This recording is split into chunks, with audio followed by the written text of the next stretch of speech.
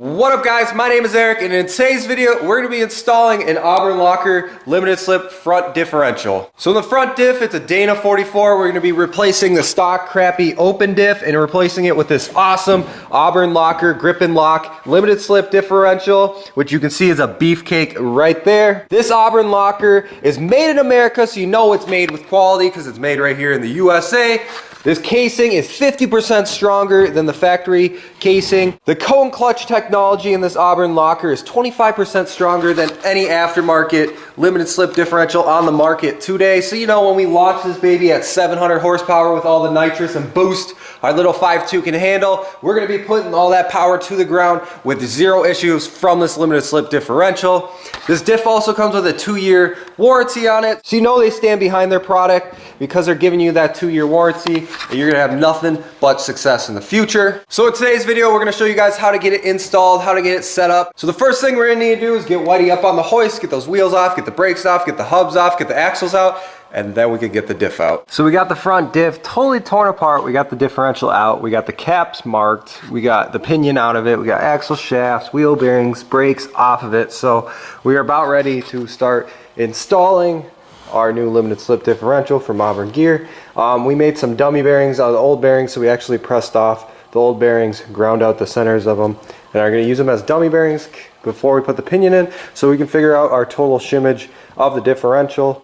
These bearings are ground out in the center, so they do just slip on and off of the differential for this reason.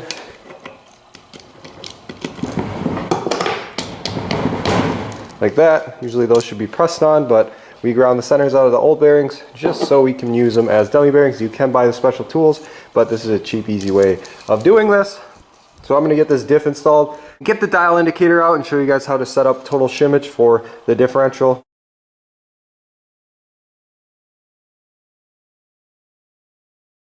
Total measurement for shimmage, so it was 62 thousandths, so we're going to add 15 thousandths for bearing preload, so our total shimmage should be 77 thousandths. So now we're going to get the diff out of there, get the pinion in there, figure out how much side of the shimmage should be on the ring gear side and how much shimmage should be on the pinion gear side.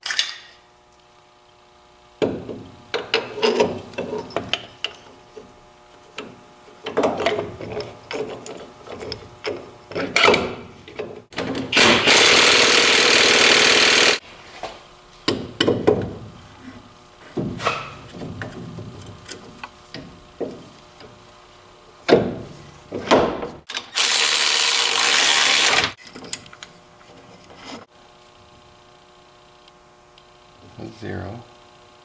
That's 30. 42 thousandths. So we just got a measurement of 42 thousandths. So that's the shimmage that to get 0 lash on the ring gear side of the differential we would need. So we're going to do probably, we'll minus from 42 thousandths 4 thousandths for Backlash. So that gives us 38 thousandths, and then we'll minus that from 0.77 from 77 thousandths, and that gives us 39 thousandths. So on the pinion side we're going to add 39 thousandths of shim, and then on the ring gear side we're going to add 38 thousandths of shimmage. So let's get this diff out and let's get some bearings pressed on. So we got our 39 thousandths worth of shimmage right there.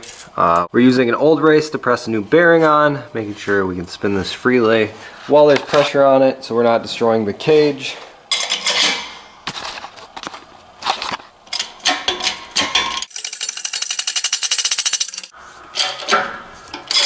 That's one side. And we're going to get the other side with our shimmage right there, 38 thousandths. And we'll get this guy stuck back in to the truck.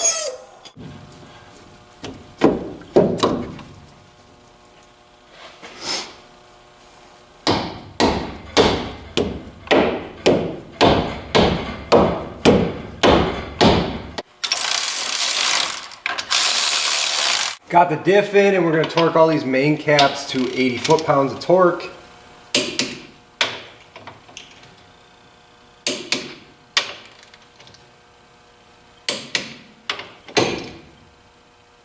Now we're actually going to check that backlash. So that's actually the ring gear meshing with the pinion gear and how tight it is. We want it between like 4 thousandths to 8 thousandths. So we're actually going to get the dial indicator set up here and actually check what that measurement is. So we got it right at 4 thousandths. Show you guys this.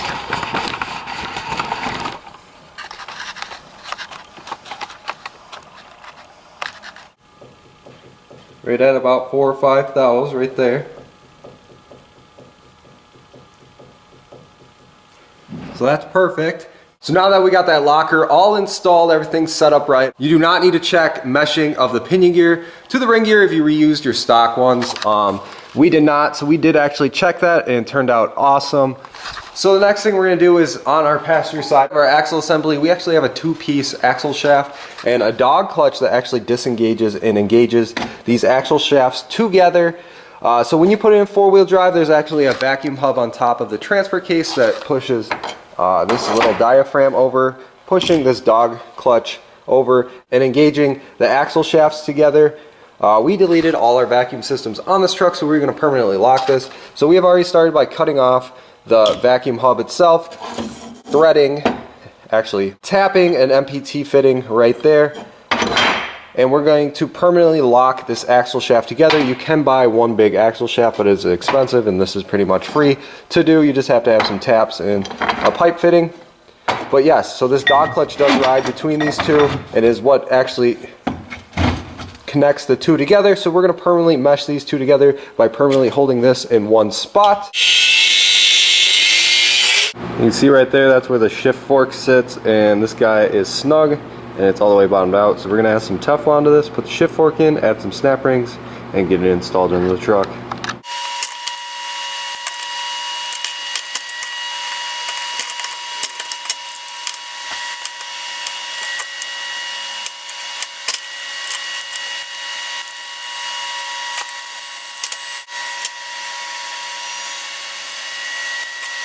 It's nice and clean before we stick this RTV on it. Get the dog clutch lined up.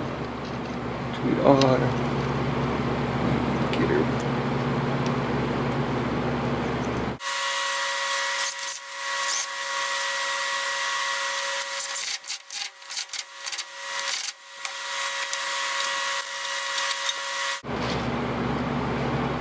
And this will probably be the last time we'll see the Auburn locker, unless we want to re-gear the truck again, but that will be in there again.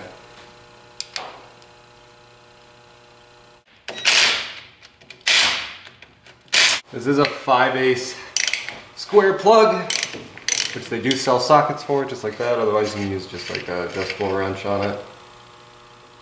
But they do sell fancy sockets for it. So the first thing we're going to put in is actually Auburn Gears friction additive into the diff for that limited slip. And what this does is actually lets the clutches slip just a tiny bit, so you don't get chatter out of them or anything like that.